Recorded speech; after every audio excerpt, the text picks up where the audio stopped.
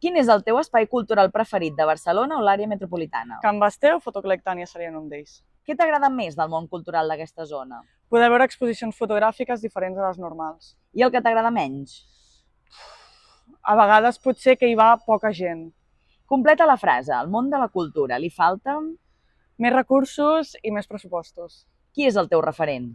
La Clara i el Tobias Fall serien uns d'ells. I fora de la fotografia, qui admires? El Trevor Paglen, que és un artista que utilitza molt la fotografia també. Quina exposició o espectacle de qualsevol tipus has vist fa poc i recomanaries?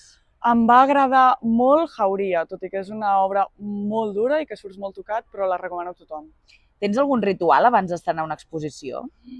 Crec que no. Què és el que més et pot arribar a molestar del públic? La poca atenció que presten a vegades o el poc llegir els textos, que crec que a vegades et dona molta informació a les exposicions. Què els demanaries als periodistes culturals? Que a vegades no agafin frases descontextualitzades.